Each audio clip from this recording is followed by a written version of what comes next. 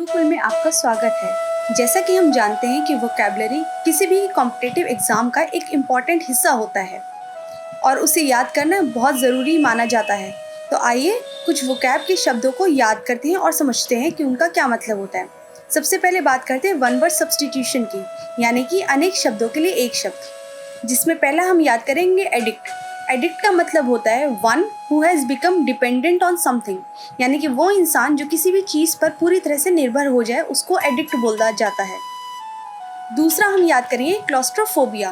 Claustrophobia का मतलब होता है fear of being enclosed in small close space, यानी कि किसी भी छोटी जगह में घिरे होने का जो डर होता है उसको हम क्लॉस्ट्रोफोबिया कहते हैं। तीसरा इन्वोकेशन, यानी कि कॉल अपॉन गॉड और any other power for help, यानी कि इसका मतलब होता है मदद के लिए भगवान या किसी भी अन्य शक्ति को बुलाने को इन्वोकेशन कहा जाता है। इन वन वर्ड सब्स्टिट्यूशन के बाद अब हम याद करेंगे सिनोनिम को। सबसे पहले इंट्रेपिड, यानी कि फियरलेस या डॉन्टलेस, जिसको हिंदी में बोला जाता है निडर, यानी कि इंट्रेपिड जिसका मतलब निडर होना है, इसको हम फियरलेस या डॉन्टलेस भी कहते हैं। दूसरा याद करेंगे हम डेफरेंस, यानी कि सम्मान करना, रिस्पेक्ट करना या पोलाइट सबमिशन करना।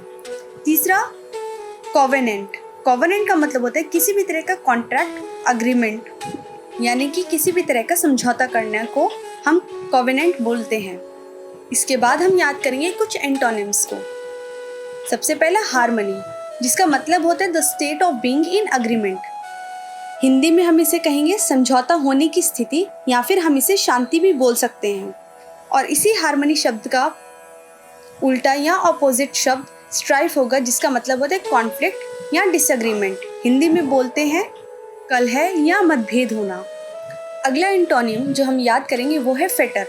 फेटर का मतलब होता है restrain with chains typically around ankle, यानी किसी को भी चेन के द्वारा बांध देना, यानी किसी भी इंसान को बेड़ियों से बांध देना, जिसका उल्टा मतलब होता है लिबरेट, यानी कि set someone free from imprisonment, slavery और ऑपरेशन, यानी कि किसी भी इंसान को जेल से या उत्पीड़न से बाहर निकाल देना।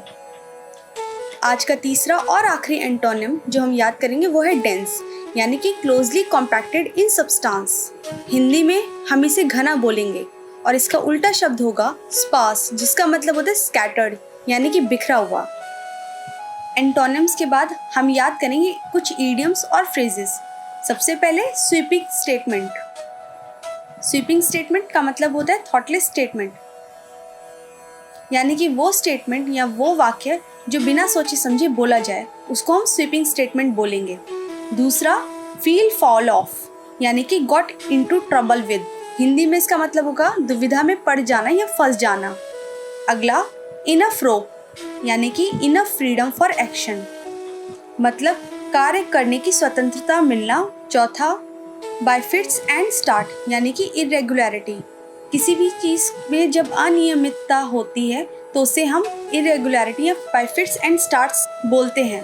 पांचवा ऑल एट सी, यानी कि पजल्ड, जिसका मतलब होता है आश्चर्यचकित होना। इसके बाद स्पेलिंग टेस्ट करेंगे, जिसमें 3 शब्दों को हम पहचानेंगे कि कौन सा सही है। टर्मिनेटेड, परसिक्यूशन और पेक्यूलियर। टर्मिनेट का मतलब होता है किसी भी चीज़ को ख़त्म करना। परसिक्यूशन का मतलब होता है उत्पीड़न, यानी कि बुरा व्यवहार करना। जबकि पेक्यूलियर का मतलब होता है अजीब, यानी कि वो जो हमने एक्सपेक्ट नहीं किया हो उसे पेक्यूलियर बोलेंगे। स्क्रीन पर तीनों ही शब्दों की अलग अलग स्पेलिंग दी गई हैं, जिसमें से हमें पहचानना होता है कि सही स्पेलिंग कौन सी है। जिस तरह से हमने antonym, synonym, idiom and phrases और वन वर्ड सब्स्टिट्यूशन को याद किया, उसी तरह हम स्पेलिंग टेस्ट को भी अच्छे से याद करेंगे। आई होप आप सबको आज का सेशन समझ में आ गया होगा। तो फिर मिलते हैं अगले सेशन में। Thank you so much.